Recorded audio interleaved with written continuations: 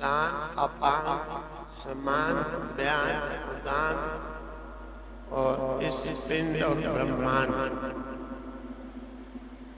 का वर्णन करने के लिए तीसरा प्रश्न ऋषिपुत्र ने किया। कौशल्य ने अहेनम कौशल्यस्य चा अश्वलायन पप्रच्छ भगवन् कुतः एषा प्राणो जायते कथम आयात यस्मिन् शरीर आत्मानं प्रविभज्य कथम प्रातिष्ठते केनोत्क्रमते कथम बाह्यम् अभिधत्ते कथम अध्यात्मम् इति अतः एनं कौशल्याः च आश्वलायनः पप्रच्छ भगवन् कुतः एषा प्राणः जायते कथम आयाति अस्मिन् शरीरे कथम प्रातिष्ठते केन उत्क्रमते कथम बाह्यम् अभिधत्ते कथम अध्यात्मम् इति तस्मै सा होवाचाति प्रश्नान् पृच्छसि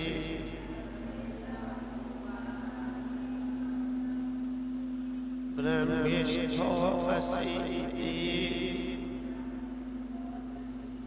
तस्मात् तेहं ब्रवीमि तस्मै को हंसा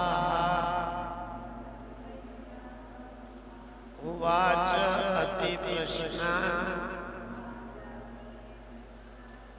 पृच्छसि ब्रह्मिष्ठः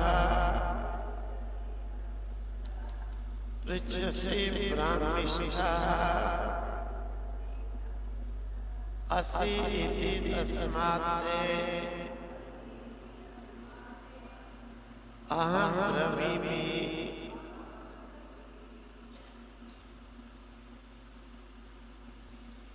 तो कहते हैं कौशल्य ने प्रश्न किया अतः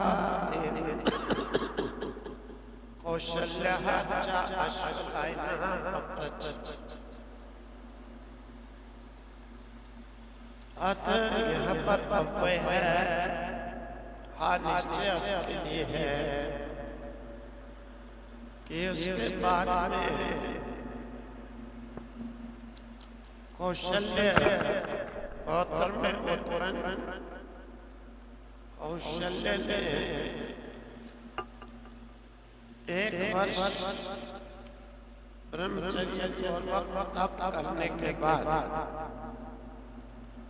ऋषि ने परीक्षा पूरी होने पर ब्रह्म विषय ऋषिपुत्र के प्राणों का उत्तर देने के लिए अनुमति दी। पीछे श्लोक में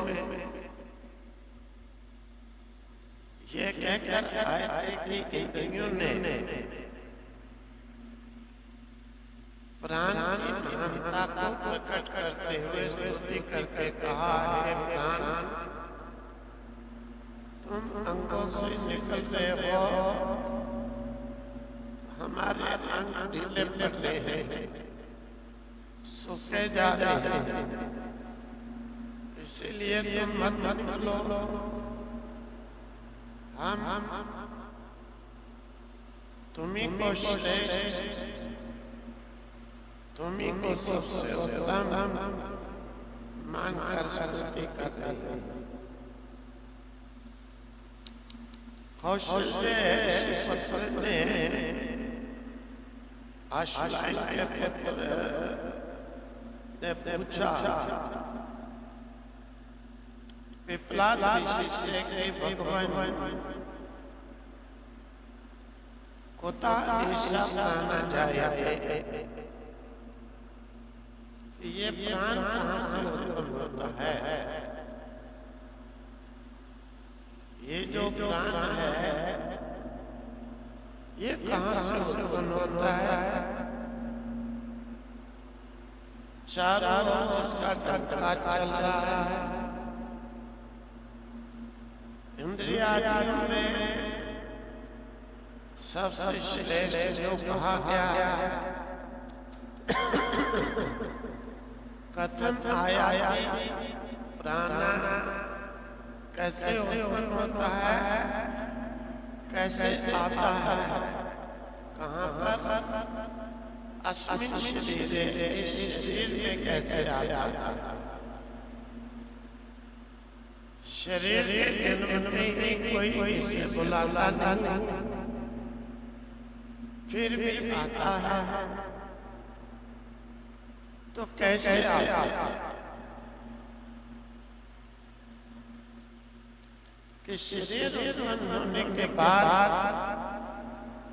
शरीर नहीं प्राण आओ मेरे में, ऐसा तो कहीं है नहीं। तो इसके बिना न शरीर ही नहीं, तो ये पहले कहाँ से आता?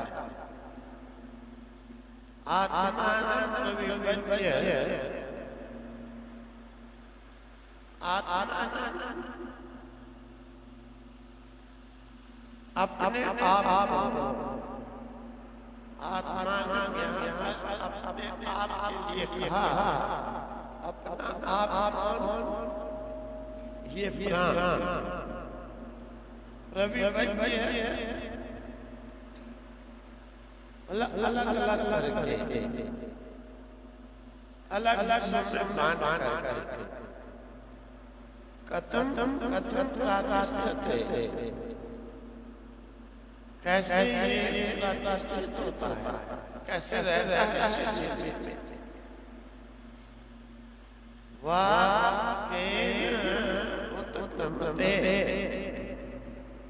और इस शरीर से निकलता भी कैसे है? कैसे शरीर में रहता है, कैसे शरीर से निकलता है? कथम वायुवितते, और कैसे बाहर होने वाले अधिभूत अधिदेव को अभितते अभिधारण करता है, या प्रकाशित करता है, या प्रकट करता है। मतलब कि अनेक रूप धारण करके प्रकाशित भी करता है, प्रकट भी करता है, वाणी द्वारा वर्णन भी करता है, नेत्र द्वारा प्राण भी देखता भी है, प्राण जीवन में देखेगा काम से। और कथम अध्यात्मम् इति, इस आत्मा को किस प्रकार से कहता है?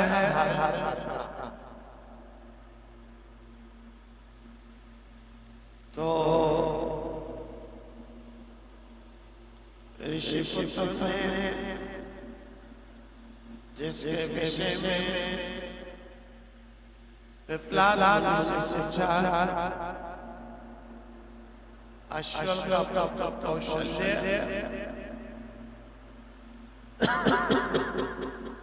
अश्वल का पुत्र कौशल्य ऋषि पुत्र ने प्रहलाद से ये प्रश्न किया, ये जो मन होता है सब, उसमें सबसे प्रथम ये प्राण कैसे आता है? ये प्राण उत्पन्न कहाँ से होता है? प्राण उत्पन्न किससे होता है? और उसका प्राण ही शरीर आदि का प्रकाश करता है, क्योंकि प्राण के बिना इंद्रिय भी नहीं रह सकती। जिस इंद्रिय से प्राण संसा है, जैसे पेड़ किसी डाली को तोड़ देने को सूख जाता है, इसी प्रकार से प्राण किसी को छोड़ दे वो भी सूख जाता है, अपना नाम नहीं कर पाता। जैसे नेत्रिय है, नेत्रिय है देखने का काम ये कब करती है ये प्राण है साथ नेत्रिय से प्राण ले तो कभी भी नेत्रिय देखने का काम कर सकती है। इसीलिए कौशल्य अश्व के पुत्र ने प्रहलाद से प्रश्न डाला, ये प्राण अनेक रूप बना के सबको धारण करते हैं, अनेक रूप बना के सबको धारण करता है। मतलब अभिप्राय है कि जगत में जो भी चीज उत्पन्न होती है, बढ़ती है, चलती है, वो हर एक चीज प्राण के द्वारा ही बढ़ती है, चलती है। अगर प्राण उसमें नहीं हो तो कभी भी ना होगी, ना बढ़ेगी, ना चलेगी। इसीलिए प्राण की अनेक वनस्पतियों में, मनुष्यों में, पशुओं में अनेक रूप बना के उनमें जो है उन्हें धारण करता है, प्रकाश करता है, जीवित करता है। अब बात ये ठीक है, लेकिन ये स्वयं जो प्राण है धारण तो करता है, लेकिन ये उत्पन्न कहाँ से होता है? ये उत्पन्न कहाँ से होता है? किस से उत्पन्न होता है? और करके शरीर में कैसे आ जाता है? स्वयं उत्पन्न कहाँ से होता है और उत्पन्न होकर शरीर में कहाँ से आ जाता है? आपने जो अलग रूप है बना के भिन्न होकर के शरीर में किस प्रकार से रहता है? आंखों में रह करके का काम करता है, नासिका में रह करके सुनने का काम करता है, दुर्गंध का सुगंध ज्ञान कराता है, श्रोत्र में रह करके सुनने का काम कराता है, मुख में रह करके बोलने का काम करता है। तो ये अनेक रूप बना करके शरीर के अंगों में रह करके शरीर को जीवन दान दे रहा है, ये पहले उत्पन्न कहाँ से होता है? अर्थात फिर इस प्रकार से शरीर से निकलता है, क्यों दिखाई नहीं देता निकल रहा है? शरीर ठंडा हो जाता है,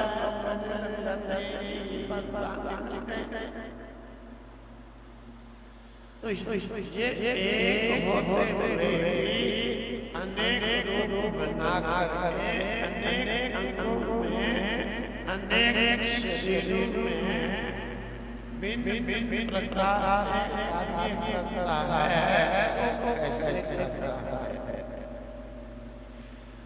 और ये प्राण है आत्मा को इस शरीर में किस प्रकार से धारण करता है? अब कहते हैं तस्मै वाच अति प्रश्नान् ब्रह्मणो अस्ति तस्मात् अहं ब्रह्मी। तस्मै उस कौशल्य ऋषि के पुत्र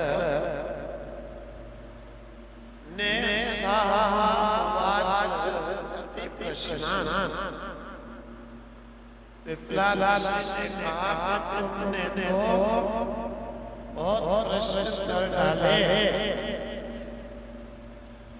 प्रश्नों को प्रश्न कोटि में ना आने वाले केवल अनुभव के विषयों को ही तुमने प्रश्न बना लिया, क्योंकि प्रश्न उसी के विषय में हो सकता है, प्रश्नोत्तर हो सकता है। अब जो चीज अनुभव का विषय है, वहाँ पर प्रश्नोत्तर से तो अनुभव होता है, प्रश्नोत्तर से अनुभव नहीं होता। जैसे किसी व्यक्ति ने खटाई खाई और खटाई का वर्णन करता रहे और प्रश्न करने वाला प्रश्न भी करता रहे, कितनी बार प्रश्न कर कितनी बार उत्तर दे, खटाई है वो तो सुनाने द्वारा अनुभव करने योग्य है।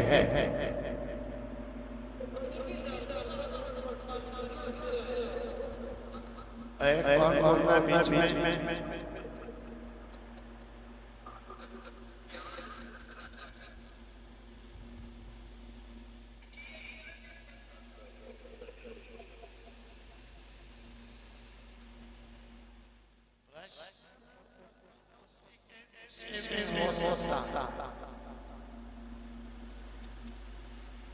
तो जो अनुभव के द्वारा होने वाली है, वो प्रश्नोत्तर से तो कभी समझी नहीं जाएगी, पहचानी नहीं जाएगी। तो पिपलाद ऋषि ने कहा, तुमने अनुभव में आने वाले प्रश्नों को भी प्रश्नोत्तर बना दिया। चलो जो पूछ रहा है ब्रह्मनिष्ठ है, ब्रह्म ज्ञान तत्पर है, ब्रह्म ज्ञान है असी इति तस्मात् अहं ब्रह्मी। ब्रह्मनिष्ठ है, ब्रह्म में निष्ठा रखने वाला है, ब्रह्म ज्ञान है, इसलिए अवश्य इस विषय में उत्तर दूंगा। ऋषि ने उत्तर दिया, देखो तुमने बहुत प्रश्न कर डाले और अनुभव जो विषय है उसके लिए भी प्रश्न कर डाले। अनुभव योग्य विषय का प्रश्न उत्तर से नहीं होता, वो तो अनुभव से ही होगा। खैर ठीक है, ब्रह्मनिष्ठ है, ब्रह्म में निष्ठा रहने वाला है, इसलिए तेरे प्रश्नों का भी उत्तर अवश्य ही दूंगा। और उसका उत्तर है कल होगा कैसे प्राण शरीर में आता है, कहाँ से उत्पन्न होता है। ओम तत्सत।